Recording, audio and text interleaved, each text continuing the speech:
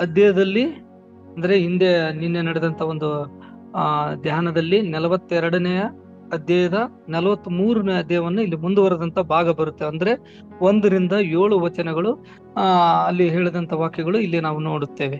ಇಲ್ಲಿ 2 ಭಾಗಗಳಾಗಿ ಅಂದ್ರೆ ನಾವು ಇಲ್ಲಿ 43ನೇದೇ 1-7 ಮತ್ತು 8-12-13 ವಚನದವರೆಗೆ ನಾವು ನೋಡುತ್ತೇವೆ. ಕರ್ತನಲ್ಲಿ ಪ್ರೀತಿಯುಳ್ಳವರೇ, ಇಲ್ಲಿ ನೋಡ್ತೇವೆ ನಾವು. ಮೊದಲನೇದಾಗಿ 1ನೇ ವಚನ ನಾವು ಓದಿಕೊಳ್ಳೋಣ. 1ನೇ ವಚನ ಓದಿ ನಾವು ಪ್ರಾರ್ಥಿಸಿ ನಾವು ವಾಕ್ಯಗಳನ್ನ ಧ್ಯಾನಿಸೋಣ.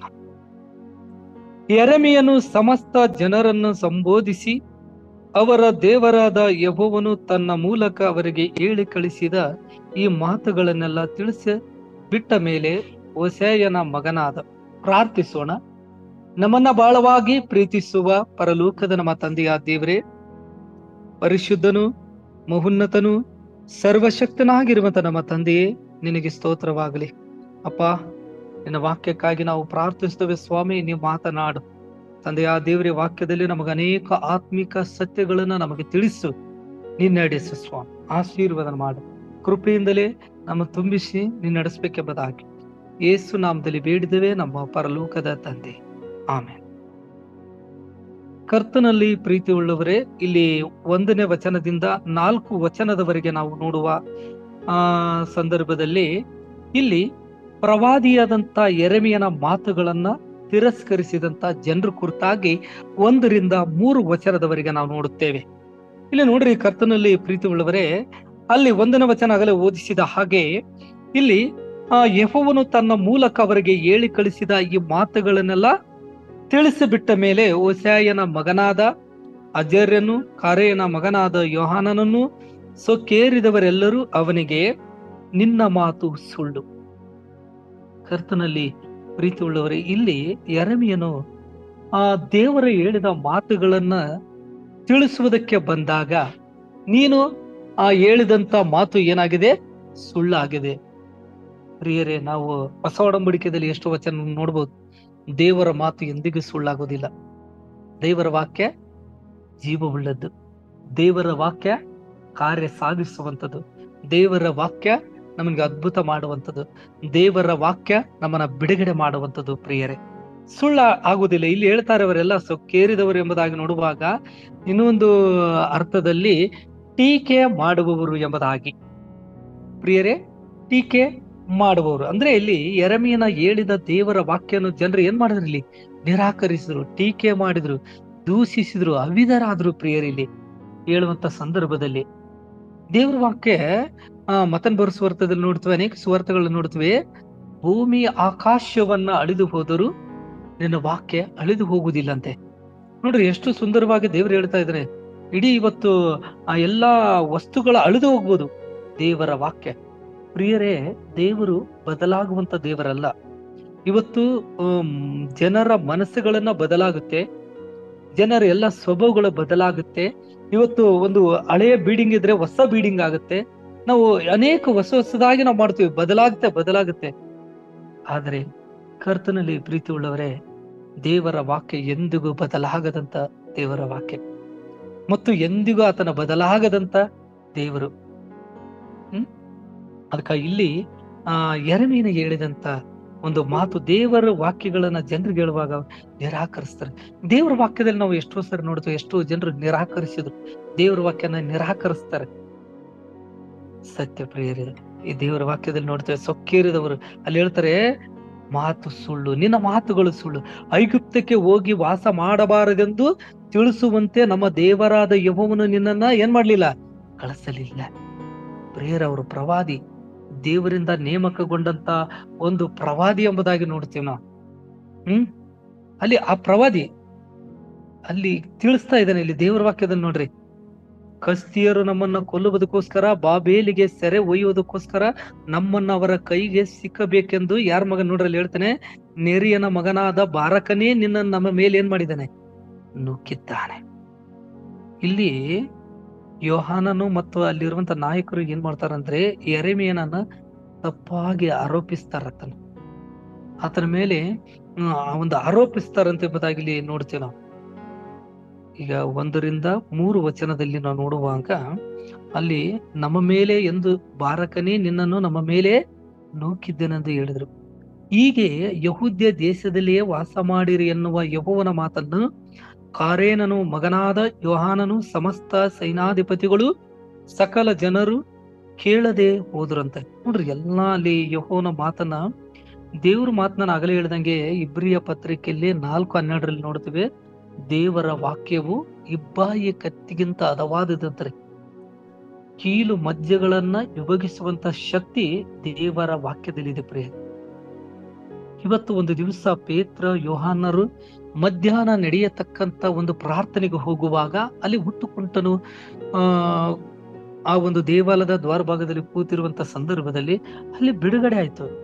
ಅಲ್ಲಿ ಪೇತ್ರನ್ ಹೇಳ್ತಾನೆ, ನನ್ನಲ್ಲಿ ಏನಿಲ್ಲ, ನನ್ನಲ್ಲಿರುವುದು ನೋಡ್ರಿ ಯೇಸು ಕ್ರಿಸ್ತ ನಾಮ ಮಾತ್ರ. ಇವತ್ತು ಆ ನಾಮ ಉನ್ನತವಾದಂತ ನಾಮ, ಬಿಡುಗಡೆ ಕೊಡುವಂತ ನಾಮ, ಅಲ್ಲಿ ಸ್ವಸ್ಥತೆ ಮಾಡುವಂತ ನಾಮ ಪ್ರಿಯ. ಇದು ಅನೇಕರಿಗೆ ಇದು ಏನಾಗಿಲ್ಲ ಅಂದ್ರೆ ಗೊತ್ತಾಗ್ತಾ ಇಲ್ಲ.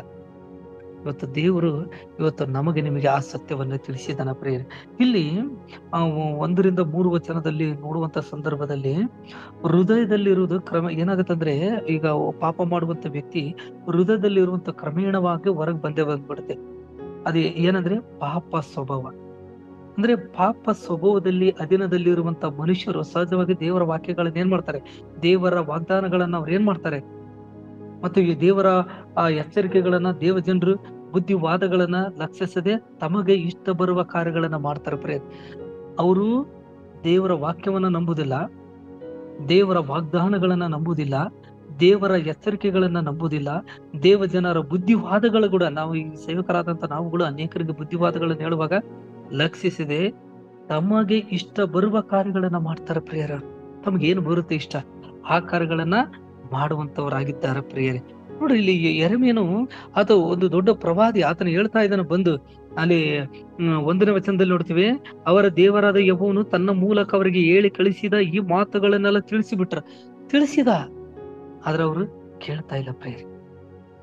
ನಾವು 86ನೇ ಕೀರ್ತನೆ 14ನೇ ವಚನ ನೋಡುವಾಗ ಅಲ್ಲಿ ಓದ್ತೀನಿ ನಾನು. 86ನೇ ಕೀರ್ತನೆ 14ನೇ ವಚನದಲ್ಲಿ ಏನ್ ಹೇಳ್ತಂದ್ರೆ ನೋಡಿ, ದೇವರೇ ಗರ್ವಿಗಳು ನನಗೆ ವಿರುದ್ಧವಾಗಿ ಎದ್ದಿದ್ದಾರೆ, ಬಲಾತ್ಕಾರಿಗಳು ಗುಂಪು ನನ್ನ ಪ್ರಾಣಕ್ಕೆ ಕಾದಿದೆ, ಅವರು ನಿನ್ನನ್ನ ಲಕ್ಷಿಸುವುದಿಲ್ಲಂತೆ. ಇಲ್ಲಿ ಕೀರ್ತನೆ ಮೂಲಕವಾಗಿ ದಾವೀದನೊಂದು ಪ್ರಾರ್ಥನೆ ಮಾಡ್ತಾ ಇದ್ದಾನೆ. 1ನೇ ವಚನದಿಂದ 17 ವಚನದವರೆಗೂ ಓದುವ ಸಂದರ್ಭದಲ್ಲಿ ಈ ಒಂದು 14ನೇ ವಚನ ಹೇಳ್ತಾನೆ, ದೇವರೇ ಗರ್ವಿಗಳು ನನಗೆ ವಿರುದ್ಧವಾಗಿ ಎದ್ದಿದ್ದಾರೆ, ಬಲಾತ್ಕಾರಿಗಳ ಗುಂಪು ನನ್ನ ಮೇಲೆ ಪ್ರಾಣಕ್ಕೆ ಕಾದೆ, ಅವರನ್ನ ನಿನ್ನನ್ನು ಲಕ್ಷಿಸುವುದಿಲ್ಲ. ಅವ್ರು ನೋಡ್ರಿ, ಆ ದೇವರ ವಾಕ್ಯಕ್ಕೆ ಲಕ್ಷ್ಯ ಇಲ್ಲ ಅವ್ರಿಗೆ. ಟೀಕೆ ಮಾಡುವರು ಅವರು. ನೋಡ್ರಿ, ಪಾಪದ ಹೃದಯ ಉಳ್ಳಂತವರು. ಹಾಗಾಗಿ ಕರ್ತನಲ್ಲಿ ಪ್ರೀತಿ ಉಳ್ಳವರೇ, ಅದಕ್ಕೆ ಎಂತ ಹೃದಯ ಇರ್ಬೇಕಂತೇಳಿ ಒಂದು ವಚನದಲ್ಲಿ ನಾವು ನೋಡ್ತೇವೆ. ಮಾರ್ಕನ ಬರೆಸುವಾರ್ತೆ ನಾವು 10:15 ನೋಡ್ತೇವೆ. 10:15ನೇ ವಚನದಲ್ಲಿ ಅದೊಂದು ವಚನ ಓದ್ಕೊಂಡು ನಾನು ಹೇಳುತ್ತೆ ಬೈಬಲ್ ಏನಂದ್ರೆ, ದೇವರ ರಾಜ್ಯವು ಇಂಥವರದೇ, ನಿಮಗೆ ಸತ್ಯವಾಗಿ ಹೇಳ್ತೇನೆ, ಯಾವನು ಶಿಶುಭಾವದಿಂದ ದೇವರ ರಾಜ್ಯವನ್ನ ಅಂಗೀಕರಿಸುವುದಿಲ್ಲವೋ ಅವನ ಅದರಲ್ಲಿ ಸೇರುವುದಿಲ್ಲ ಎಂದು ಹೇಳಿ ಅವುಗಳನ್ನು ಅಪ್ಪಿಕೊಂಡು ಅವುಗಳ ಮೇಲೆ ಕೈ ಇಟ್ಟು ಆಶೀರ್ವದಿಸಿ. ಇಲ್ಲಿ ನೋಡ್ತೀವಿ ನಾವು ಚಿಕ್ಕ ಮಕ್ಕಳ ಹೃದಯ ಹಾಗೆ ನಮಗೆ ಇರ್ಬೇಕಂತೇಳಿ ದೇವರ ವಾಕ್ಯದಲ್ಲಿ ನೋಡ್ತಿರುತ್ತೇವೆ.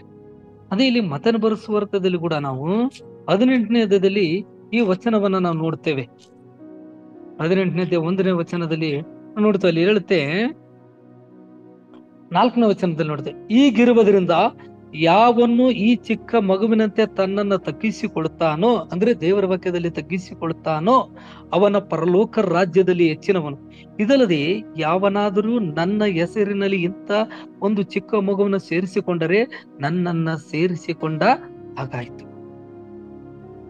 ಬೇರೆ ಇಲ್ಲಿ ನಾವು ನೋಡ್ತೇವೆ, ನಾವು ಯೆರೆಮೀಯ ಒಂದು ಗ್ರಂಥದಲ್ಲಿ ನೋಡುವಂತ ಸಂದರ್ಭದಲ್ಲಿ ಅವರು ದೇವರ ಮಾತನ್ನ ಅವರ ಅಂಗೀಕರಿಸಲಿಲ್ಲ, ತಿರಸ್ಕರಿಸಿದ್ರು. ಇವತ್ತು ನಾವು ಯಾವ ಹಾದಿಯಲ್ಲಿದ್ದ, ನಾವು ಕೂಡ ಅನೇಕ ಸೇವಕರು ಹೇಳಿದ್ದಾಗಿರ್ಬೋದು, ನಮ್ಮ ಹಿರಿಯ ಬೋಧಕರು ಹೇಳಿದ ಮಾತುಗಳನ್ನ ಅನೇಕ ನಾವೇನ್ ಮಾಡೋದಿಲ್ಲ, ಕೇಳುವುದಿಲ್ಲ. ಆದ್ರೆ ಇಲ್ಲಿ ಯೆರೆಮೀಯನು ಹೇಳಿದ ವಾಕ್ಯಗಳನ್ನ ಜನರು ನಿರಾಕರಿಸಿದ್ರು, ಆತನ ಮೇಲೆ ತಪ್ಪನ್ನ ಹೊರಿಸಿರು ಎಂಬುದಾಗಿ. ಮತ್ತೆ ಅಲ್ಲಿ ನಾವು 4-7 ವಚನದವರೆಗೆ ನೋಡುವಂತ ಸಂದರ್ಭದಲ್ಲಿ ಅಲ್ಲಿ ಜನರ ಒಂದು ಸ್ವಭಾವದ ಬಗ್ಗೆ ಹೇಳುತ್ತಲೆ. ಅಂದ್ರೆ 4-7 ಜನರು ಯೆರೂಸಲೇಮನ್ನು ಬಿಟ್ಟು ಐಗುಪ್ತ ಹೋಗುವುದಕ್ಕಾಗಿ ಅಂದ್ರೆ ನಿರ್ಧಾರ ಮಾಡಿದ್ರು. ಅಂದ್ರೆ ಅವರು ಯೆರೆಮೀಯನ ಮಾತುಗಳಿಗೆ ವಿರುದ್ಧವಾಗಿ ಅವ್ರು ಏನ್ ಮಾಡಿದ್ರು, ಐಗುಪ್ತಕ್ಕೆ ತೆರಳಿದ್ರು ಎಂಬುದಾಗಿ ಕೂಡ ನಾವು ನೋಡ್ತೇವೆ. ಇಲ್ಲಿ 4ನೇ ವಚನವನ್ನ ನಾವು ಓದುವಂತ ಸಂದರ್ಭದಲ್ಲಿ ನೋಡಿ, ಯೆಹೂದ್ಯ ದೇಶದಲ್ಲಿಯೇ ವಾಸ ಮಾಡಿರಿ ಎನ್ನುವ ಯೆಹೋವನ ಮಾತನ್ನು ಕಾರೇನನ ಮಗನಾದ ಯೋಹಾನನು, ಸಮಸ್ತ ಸೈನ್ಯಾಧಿಪತಿಗಳು, ಸಕಲ ಜನರು ಕೇಳದೆ ಹೋದ್ರು. ಎಲ್ಲಿ ವಾಸ ನೋಡ್ರಿ, ಅವ್ರು ಕೇಳಲಿಲ್ಲ. ಅಲ್ಲಿ ಹೇಳ್ತಾ ಇದ್ರೆ ಅವ್ರ ಜನರು ಯೆರೂಸಲೇಮನ್ನು ಬಿಟ್ಟು ಅಲ್ಲಿ ಜನರು ಐಗುಪ್ತ ಹೋಗೋದಕ್ಕೆ ನಿರ್ಧಾರ ಮಾಡಿಬಿಟ್ರು. ಆದ್ರೆ ಇಲ್ಲಿ ಸಕಲ ಜನರು ನೋಡ್ರಿ ಕೇಳಿದವರು. ಆಗ ಕಾವಲ ದಂಡಿನ ಅಧಿಪತಿಯಾದ ನೆಬೂಜರದಾನನು ಅಹೀಕಾಮನ ಮಗನು, ಶಾಫಾಟನ ಮೊಮ್ಮಗನೂ ಆದ ಗೆದಲಿನ ವಶಕ್ಕೆ ಒಪ್ಪಿಸಿದ ಜನರು ಅನ್ಯ ದೇಶಗಳಿಗೆ ಅಟ್ಟಲ್ಪಟ್ಟು ಯಹೂದ್ಯದಲ್ಲಿ ವಾಸಿಸುವುದಕ್ಕೆ ಹಿಂತಿರುಗಿ ಬಂದಿದ್ದ ಯಹೂದ್ಯ ಜನಶೇಷದವರು, ಪ್ರವಾದಿಯಾದ ಯೆರೆಮೀಯನು, ನೆರಿಯನ ಮಗನಾದ ಬಾರೂಕನು, ರಾಜಕುಮಾರ್ತರು, ಅಂತೂ ಗಂಡಸರು, ಹೆಂಗಸರು, ಮಕ್ಕಳು, ಇವರೆಲ್ಲರೂ ಕಾರೇನನ ಮಗನಾದ ಯೋಹಾನನು ಸಕಲ ಸೇನಾಧಿಪತಿಗಳು ಕರೆದುಕೊಂಡು ಎಲ್ಲಿಗೆ ಹೋದ್ರು ಎಂಬುದಾಗಿ ನೋಡ್ತೇವೆ ನಾವು. ಐಗುಪ್ತ ದೇಶಕ್ಕೆ ಹೋಗಿ ತಹಪನೇಸ್ ಊರಿಗೆ ಸೇರಿದರು. ಯೆಹೋವನ ಮಾತನ್ನು ಕೇಳದೇ ಇಲ್ಲ. ಕೊನೆಗೆ ಬರ್ದಿದ್ದಾರೆ ನೋಡ್ರಿ, ಅಲ್ಲಿ ನಾವು 7ನೇ ವಚನ ಕೊನೆಯ ಒಂದು ಲೈನ್ ಅಲ್ಲಿ ನೋಡ್ತೇವೆ ನಾವಲ್ಲಿ, ಯೆಹೋವನ ಮಾತನ್ನು ಕೇಳಲೇ ಇಲ್ಲ. ಪ್ರೇಯರ್ ನಾವು ಹಳ ಒಡಂಬಡಿಕೆಯಲ್ಲಿ ಎಷ್ಟೋ ನಾಯಕರು ದೇವರ ಮಾತನ್ನ ಕೇಳದೆ ತಮಗೆ ಇಷ್ಟ ಬಂದ ಮಾರ್ಗದಲ್ಲಿ ಅವ್ರು ಏನ್ ಮಾಡಿದ್ರು, ನಡೆದವರು ನಾಶ ಆಗಿ ಹೋದ್ರು ಎಂಬುದಾಗಿ ನೋಡ್ತೇವೆ ನಾವು. ಈಗ ನಾವು ನೋಡ್ತಾ ಇದ್ದೀವಿ ಸತ್ಯವೇದದಲ್ಲಿ ಹಳ ಒಡಂಬಡಿಕೆಯಲ್ಲಿ ಎಷ್ಟೋ ದೇವರ ಮಾತನ್ನ ಕೇಳಿದವರು ಆಶೀರ್ವಾದ ಹೊಂದಿದ್ರು. ಉದಾಹರಣೆಯಾಗಿ ಅಬ್ರಾಮನ, ಇಸಾಕನು, ಯಾಕೋಬನ್ ನೋಡ್ತೀವಿ ನಾವು. ನೋಡಿ, ಅವರೆಲ್ಲ ದೇವರ ಆಶೀರ್ವಾದ. ಯಾಕಪ್ಪ ಅಂದ್ರೆ ಅಲ್ಲಿ ಬೈಬಲ್ ಹೇಳುತ್ತೆ ಅವರು ದೇವರ ಮಾತಿಗೆ ವಿಧೇಯರಾದ್ರು. ಇಲ್ಲಿ ಯೆರೆಮೀಯನು ಬಂದು ಹೇಳ್ತಾ ಇದ್ದಾನೆ, ಎಚ್ಚರಿಸ್ತಾ ಇದ್ದಾನೆ, ಕೇಳ್ತಾ ಇಲ್ಲ ಅಂದ್ರೆ ಆ ಎಚ್ಚರಿಕೆಗೆ ವಿಧೇಯರಾಗಲ್ಲ, ಅವಿಧರಾದ್ರು. ಈಗ ಸೌಲನನ್ನ ನಾವು ಹಿಡಿದೆ ಹಳ ಒಡಂಬಡಿಕೆಯಲ್ಲಿ. ಫಸ್ಟ್ ಇಸ್ರೇಲರ ಅರಸನಾಗಿರುವಂತ ಸೌಲನ್ ನೋಡ್ರಿ, ಫಸ್ಟ್ಗೆ ಚೆನ್ನಾಗಿದ್ದ, ಕೊನೆಗೆ ಒಂದು ಸಮುವೇಲದಲ್ಲಿ 15ನೇ ಅಧ್ಯಾಯದಲ್ಲಿ ನೋಡ್ತೇವೆ ನಾವು, ಅಲ್ಲಿ ಏನ್ ಮಾಡ್ಲಿಲ್ಲ, ದೇವರ ಮಾತಿಗೆ ವಿಧೇಯನಾಗಲಿಲ್ಲ. ಅಲ್ಲಿ ಒಂದು ವಿದ್ಯೆಗೆ ಕಳಿಸುವಂತ ಸಂದರ್ಭದಲ್ಲಿ ದೇವರು ಹೇಳಿದ್ದೇ ಬೇರೆ, ಆತನು ಮಾಡಿಕೊಂಡು ಬಂದಿದ್ದೇ ಬೇರೆ, ಅಲ್ಲಿ ಇದೇನಾಗಲಿಲ್ಲ ಎಂಬುದಾಗಿ ನೋಡ್ತೇವೆ. ಆ ಅರಸತನದಿಂದ ಅದೇನ್ ಮಾಡ್ದ, ದೇವ್ರು ತೆಗೆದಾಕ್ಬಿಟ್ರು. ಅಂದ್ರೆ ದೇವ್ರ ಮಾತನ್ನ ಆತನ ಕೇಳಲೇ ಇಲ್ಲ. ನೋಡಿ ಪ್ರಿಯರೇ, ಇಲ್ಲಿ ನಾವು ನೋಡ್ತೇವೆ ಅಹಂಕಾರದಿಂದ ನಡೆದುಕೊಳ್ಳುವುದು ಅಂತ. ಇನ್ನೊಂದು ಮಾತ್ರ ಯೆಹೋವನ ಮಾತನ್ನ ಅಹಂಕಾರ ಅದು. ಅದಕ್ಕಾಗಿ ದೇವರ ವಚನದಲ್ಲಿ ನೋಡ್ತೇವೆ ನಾವು, ದೇವರು ಅಹಂಕಾರಿಗಳನ್ನ ದೋಷಿಸ್ತಾರೆ, ದೀನರಿಗಾದ್ರೂ ಕೃಪೆ ಅಂತ ಹೇಳುತ್ತೆ ಬೈಬಲ್. ನಮಗೆ ಕೃಪೆ ಅವರ ಬಳಿಯಲ್ಲಿ ಯಾವುದೇ ಒಂದು ಸಾಕ್ಷಿ ಇರ್ಲಿಲ್ಲ. ಅಲ್ಲಿ ಬೈಬಲ್ ಹೇಳುತ್ತೆ ನಿನ್ನ ಮಾತು ಸುಳ್ಳು ಅಂತ ಹೇಳಿದ್ರೆ ಅಲ್ಲಿ 1ನೇ ವಚನದಲ್ಲಿ. ಆದ್ರೆ ದೇವರ ಮಾತಿಗೆ ನಾವು ವಿಧೇಯರ ಆಗ್ಬೇಕು. ದೇವ್ರು ನಮ್ಮನ್ನ ಏನ್ ಮಾಡ್ತಾರೆ, ಆಶೀರ್ವದಿಸ್ತಾರೆ. ಅಲ್ಲಿ ಜನರನ್ನ ಸಂಭವಿಸಿ ಮಾತುಗಳನ್ನು ಹೇಳುವಾಗ ತಿರಸ್ಕರಿಸಿದ್ರು ಪ್ರೇರೆ. ಮತ್ತು ನಾವು 8ನೇ ವಚನದಿಂದ 13ನೇ ವಚನದವರೆಗೆ ಬರುವಾಗ ಅಲ್ಲಿ ನಬೂಕದ್ನೆಚ್ಚರರು ಐಗುಪ್ತ ದೇಶವನ್ನು ಏನ್ ಮಾಡ್ತಾರೆ, ಸ್ವಾಧೀನ ಮಾಡಿಕೊಳ್ಳುವುದ ವಿಷಯಗಳಾಗಿ ಇಲ್ಲಿ ಯೆರೆಮೀಯನಿಗೆ ಏನ್ ಮಾಡ್ತಾನೆ, ಮುಂತಿಳಿಸ್ತಾನೆ. ಹಿಂಗಾಗುತ್ತೆ ಎಂಬುದಾಗಿ, ಅಂದ್ರೆ ದೇವರ ತೀರ್ಪು, ಅದರ ಪ್ರಭಾವ ಎಂಬುದಾಗಿ. ಇಲ್ಲಿ ಯೆರೆಮೀಯನು ಐಗುಪ್ತದ ಮೇಲೆ ಬರುವಂತ ದುರಂತವನ್ನ ಪ್ರವಾದಿಸ್ತಾನೆ. ನೋಡ್ರಿ ಪ್ರಿಯರೇ, ಇಲ್ಲಿ ಅಲ್ಲಿ ಹೇಳ್ತಾನ ಏನಂದ್ರೆ, ನಿಮಗೆ ಐಗುಪ್ತದಲ್ಲಿ ಯಾವುದೇ ಸಂರಕ್ಷಣೆ ಸಿಗುವುದಿಲ್ಲ ಎಂದು ದೇವರ ಜನರಿಗೆ ಪ್ರಕಟಿಸ್ತಾನ. ಆದ್ರೆ ಇವ್ರ ಮಾತು ಕೇಳೋದಿಲ್ಲ. ನೋಡ್ರಿ, ಯೆರೆಮೀಯನು ಅಲ್ಲಿ ಬಾಬಿಲೋನಿನ ಅರಸನಾಗಿರುವಂತ ಅಲ್ಲಿ ನಬೂಕದ್ನೆಚ್ಚರ್ ಏನ್ ಮಾಡ್ತಾನೆ ಅಂದ್ರೆ, ಅಲ್ಲಿ ಐಗುಪ್ತ ದೇಶವನ್ನ ಸ್ವಾಧೀನ ಮಾಡ್ಕೊಡ್ತಾರೆ. ಅಲ್ಲಿ ಕೊನೆಗೆ ಅಲ್ಲಿ ದೇವಾಲಯಗಳನ್ನ ಏನ್ ಮಾಡ್ತಾನೆ, ಧ್ವಂಸ ಮಾಡ್ತಾನೆ, ಪ್ರವಾದನೆಲ್ಲ ಮಾಡ್ತಾನೆ. ಆದ್ರೆ ಇವರು ಮಾತು ಕೇಳುವುದಿಲ್ಲ ಪ್ರೇರ್. ಅಲ್ಲಿ 8ನೇ ವಚನ ಓದಿಕೊಳ್ಳೋಣ. ಯೆರೆಮೀಯನು ತಪಸ್ಸಿನಲ್ಲಿರುವಾಗ ಯೆಹೋವನು ಈ ವಾಕ್ಯವನ್ನು ಅವನಿಗೆ ದಯಪಾಲಿಸನು. ನೋಡ್ರಿ, ನಾನು ಇಲ್ಲಿ ಓದುವಾಗ ಯೆಹೋವನು ಯೆಹೋವನ ಈ ವಾಕ್ಯವನ್ನ ಅವನಿಗೆ ದಯಪಾಲಿಸಿ. ದೇವರು ಯೆರೆಮೀಯನಿಗೆ ದೇವರನ್ನು ಅಲ್ಲಿ ದಯಪಾಲಿಸಿದನೆಂಬುದಾಗಿ, ನೀನು ನಿನ್ನ ಕೈಯಲ್ಲಿ ದೊಡ್ಡ ಕಲ್ಲುಗಳನ್ನು ತೆಗೆದುಕೊಂಡು ಹೋಗಿ ತಪಸ್ಸಿನಲ್ಲಿರುವಂತ ಫರೋಹನ ಮನೆಯ ಬಾಗಿಲ ಮುಂದೆ ಏನ್ ಮಾಡು, ಯೆಹೂದ್ಯರ ಕಣ್ಣೆದುರಿಗೆ ಏನ್ ಮಾಡು, ನೆಲಗಟ್ಟಿನ ಕೆಳಗೆ ಇಟ್ಟು ಒಂದು ಗಾರೆಯಿಂದ ಮುಚ್ಚಿಬಿಟ್ಟು ಅವರಿಗೆ ಹೇಳು, ಹೀಗೆ ಹೇಳು ಅಂತ ಹೇಳ್ತಾ ನೋಡ್ರಿ. ದೊಡ್ಡ ಕಲ್ಲು ತೆಗೆದುಕೊಂಡು ಹೋಗಿ ಫರೋಹನ ಮನೆ ಮುಂದೆ ಅದನ್ನ ಒಂದು ತೆಗೆದುಕೊಂಡು ಆಳವಾಗಿ ತೆಗೆದು ಅದನ್ನ ಮುಚ್ಚು. ಅಲ್ಲಿ 10ನೇ ವಚನದಲ್ಲಿ ನೋಡ್ರಿ, ಅವರಿಗೆ ಹೀಗೆ ಹೇಳು. ನೋಡ್ರಿ, ಆತನು ತನ್ನ ಸ್ವಂತ ಬಲದಿಂದ ಸ್ವಂತ ಜ್ಞಾನದಿಂದ ಆತನು ಹೇಳ್ತಾ ಇಲ್ಲ, ಇಲ್ಲಿ ದೇವರ ಹೇಳಿ ಕಳಿಸಿದ್ದನ್ನೇ ಆತನು ಹೇಳ್ತಾ ಇದ್ದಾನೆ. 10ನೇ ವಚನದಲ್ಲಿ ಹೀಗೆ ಹೇಳು, ಇಸ್ರಾಯೇಲರ ದೇವರು ಸೇನೇದೇಶ್ವರನಾದ ಯೆಹೋವನು ಇಂತೆನ್ನುತ್ತಾನೆ. ಈಗ ತನ್ನ ಸ್ವಂತದಿಂದ ಹೇಳಿದ್ರೆ ಇನ್ನ ಜನರು ಎಷ್ಟು ತಿರಸ್ಕಾರ ಮಾಡ್ತಾರೋ ಗೊತ್ತಿಲ್ಲ, ಆದ್ರೆ ಇಲ್ಲಿ ಯೆಹೋವನಾದ ಇಂತೆನ್ನುತ್ತಾನೆ, ನಾನು ಬಾಬೇಲಿನ ಅರಸನು ನನ್ನ ಸೇವಕನಾದ ನೆಬೂಕದ್ನೆಚ್ಚರನು ಕರೆಸಿರಿ, ನಾನು ಮರೆ ಮಾಡಿರುವ ಈ ಕಲ್ಲುಗಳ ಮೇಲೆ ಅವನ ಏನ್ ಮಾಡ್ತೇನೆ, ಸಿಂಹಾಸನವನ್ನು ಹಾಕಿಸುವೆನು. ಅವನು ಈ ಕಲ್ಲುಗಳ ಮೇಲೆ ತನ್ನ ರಕ್ತ ಗಂಬಳಿಯನ್ನ ಹಾಸುವೆನು. ಅವನು ಬಂದು ಏನ್ ಮಾಡ್ತಾನಂತೆ, ಐಗುಪ್ತ ದೇಶವನ್ನ ಒಡಿವೆನ. ಮರಣಕ್ಕೆ ಗೊತ್ತಾದವರು ಮರಣಕ್ಕೆ, ಸೆರೆಗೆ ಗೊತ್ತಾದವರು ಸೆರೆಗೆ, ಖಡ್ಗಕ್ಕೆ ಗೊತ್ತಾದವರು ಖಡ್ಗಕ್ಕೆ ಗುರಿಯಾಗುವರು. ನೋಡ್ರಿ, ಇಲ್ಲಿ ಪ್ರವಾದನೆ ಇದೆಲ್ಲ ಮಾಡುವಾಗ, ಒಂದು ದೇವರ ತೀರ್ಪಿನ ಬಗ್ಗೆ ತೀರ್ಪು ಮಾಡುವಾಗ ಇವರ ಜನರು ಇದನ್ನ ಅರ್ಥಕೊಳ್ಳಲಿಲ್ಲ ಪ್ರಿಯರೇ. ನೋಡ್ರಿ, ಅರ್ಥಕೊಳ್ಳಲಿಲ್ಲ. ಹೇಳ್ತಾನೆ, ಮರಣಕ್ಕೆ ಗೊತ್ತಾದ್ರು ಮರಣಕ್ಕೆ, ಸೆರೆಗೆ ಗೊತ್ತಾದ್ರು ಸೆರೆಗೆ, ಖಡ್ಗಕ್ಕೆ, ನಾನು ಐಗುಪ್ತದ ದೇವಾಲಯವನ್ನ ಏನ್ ಮಾಡ್ತೀನಿ, ಬೆಂಕಿ ಹೊತ್ತಿಸುವೆನು. ಅವನು ಅವುಗಳನ್ನ ಸುಟ್ಟು ದೇವತೆಗಳನ್ನ ಸೆರೆ ಒಯ್ಯುವನಂತೆ. ಕುರುಬರು ತನ್ನ ಕಂಬಳಿಯನ್ನ ಸುತ್ತಿಕೊಳ್ಳುವಂತೆ ಅವನು ಐಗುಪ್ತ ದೇಶವನ್ನ ಸುತ್ತಿಕೊಳ್ಳುವನು. ಸಮಾಧಾನವಾಗಿ ಇಲ್ಲಿಂದ ಹೊರಟು ಹೋಗುವನಂತೆ. ಐಗುಪ್ತ ದೇಶದಲ್ಲಿರುವ ಸೂರ್ಯಪುರಿಯ ಸ್ತಂಭಗಳನ್ನ ಒಡೆದಾಕ್ತಾನೆ. ಅಲ್ಲಿರುವಂತದ್ದು ಐಗುಪ್ತದ ದೇವಾಲಯಗಳನ್ನ ಬೆಂಕಿಯಿಂದ ಸುಟ್ಟು ಬಿಡ್ತಾನೆ. ನೋಡ್ರಿ, ನೆಬೂಕದ್ನೆಚ್ಚರನು ಐಗುಪ್ತವನ್ನ ಸ್ವಾಧೀನ ಮಾಡಿಕೊಡ್ತಾನೆ. ಆದ್ರೆ ಈ ಯೆರೆಮೀಯನು ಮುಂದೆ ತಿಳಿಸ್ತಾನಲ್ಲ, ಅವರ ಎಚ್ಚರಿಕೆಯನ್ನ ಮಾಡುವುದಿಲ್ಲ ಪ್ರಿಯರೇ, ಮಾಡುವುದಿಲ್ಲ. ನೋಡ್ರಿ, ಇದು ಹೇಳ್ತಾನ ಜನರಿಗೆ ಹೋಗ್ಬಾರದು ನೀವಂತ ಎಚ್ಚರಿಕೆ ನೀಡಿದಂತ ಸನ್ನಿವೇಶ ನೋಡ್ತೀವಿ ನಾವು ಪ್ರಿಯರೇ. ಜ್ಞಾನೋಕ್ತಿ 29 1ನೇ ವಚನವನ್ನ ನಾವು ಓದಿಕೊಳ್ಳೋಣ. ಜ್ಞಾನೋಕ್ತಿ 29 1ನೇ ವಚನದಲ್ಲಿ ನೋಡ್ತೀವಿ, ಬಹಳವಾಗಿ ಗದ್ದರಿಸಿದ್ರು ತಗ್ಗದವನು ಹೇಳದೆ ಹಾಗೆ ಪಕ್ಕನೆ ಮುರಿದು ಬೀಳುವನಂತೆ. ಮತ್ತೆ ನೋಡ್ರಿ, ಬಹಳ ಗದ್ದರಿಸ್ತಾನೆ, ಹೇಳ್ತಾನ, ಎಚ್ಚರಿಕೆ ಕೊಡ್ತಾನ, ಆದ್ರೆ ಅವ್ರು ಏನ್ ಮಾಡ್ತಾ ಇಲ್ಲ, ಆ ಮಾತುಗಳು ಕೇಳ್ತಾ ಇಲ್ಲ, ಹೇಳಿದಾಗೆ ಪಕ್ಕನೆ ಬೀಳ್ತಾನೆ. ಅದಕ್ಕೆ ಪ್ರಿಯರೇ, ಎಚ್ಚರಿಕೆಗಳನ್ನ ನಿರಾಕರಿಸುವವರ ಅಂತ್ಯ ಇದು. ಇಲ್ಲಿ ಮತ್ತಿನ್ನೊಂದು ಅನೇಕ ವಚನಗಳನ್ನು ನಿಮಗೆ ಕೊಡ್ಬೋದು, ನಮಗೆ ಸಮಯ ಇಲ್ಲದ ಕಾರಣ. ಯೆಶಾಯ 31 ದೇವರು ಸಿಟ್ಟಿಗೆ ಕಾರಣವಾಗುವಂತ ನಿರ್ಧಾರಗಳನ್ನ ನಾವು ತೆಗೆದುಕೊಳ್ಬಾರ್ದಂತಂದ್ರೆ, ನಮ್ಮ ಸ್ವಂತ ಒಂದು ನಿರ್ಧಾರಗಳನ್ನು ತೆಗೆದುಕೊಳ್ತೀವಿ. ಇವ್ರೇನು ಹೇಳೋದು ಎಂಬುದಾಗ. ಆದ್ರೆ ದೇವರ ವಾಕ್ಯಕ್ಕೆ ನಾವು ವಿಧೇಯರಾಗಬೇಕು ಪ್ರಿಯರೇ. ದೇವರ ತೀರ್ಪುಗಳು ಮತ್ತು ಅಲ್ಲಿ ಅನೇಕ ತೀರ್ಪುಗಳು ಬಂದ್ರು ಅವ್ರು ಏನ್ ಮಾಡ್ಲಿಲ್ಲ, ಅವ್ರು ಕೇಳಲಿಲ್ಲ ಪ್ರಿಯರೇ. ದೇವರ ನೀಡಿದಂತ ಒಂದು ಪ್ರವಾದನೆಗಳು ಅವ್ರು ಏನ್ ಮಾಡ್ಲಿಲ್ಲ, ಕೇಳಲಿಲ್ಲ. ಅದಕ್ಕಾಗಿ ನಾನು ಆಗಲೇ ಹೇಳ್ದಂಗೆ ಮತ್ತ 24:36 ದೇವರ ವಾಕ್ಯಗಳು ಎಂದಿಗೂ ನಾಶವಾಗೋದಿಲ್ಲ. ದೇವರ ವಾಕ್ಯ ಉದ್ದೇಶವನ್ನ, ಒಂದು ಚಿತ್ತವನ್ನ ಇರುತ್ತೆ ಆತನ ನೆರವೇರಿಸೋದಕ್ಕಾಗಿ. ಇವ್ರು ಏನ್ ಮಾಡ್ಲಿಲ್ಲ, ಅದನ್ನ ತಿಳಿದುಕೊಳ್ಳಲಿಲ್ಲ ಪ್ರಿಯರೇ. ದೇವರ ವಾಕ್ಯ ದೇವರು ಆಶೀರ್ವದಿಸ್ಲಿ, ಬಲಪಡಿಸ್ಲಿ, ನಮ್ಮನ್ನೆಲ್ಲರನ್ನು ಈ ದಿನ ನಡೆಸ್ಲಿ ಎಂಬುದಾಗಿ ಕೂಡ ನಾವು ಪ್ರಾರ್ಥನೆ ಮಾಡೋಣ. ದೇವರ ವಾಕ್ಯ ದೇವರು ಆಶೀರ್ವದಿಸ್ಲಿ. ಪ್ರಾರ್ಥಿಸೋಣ.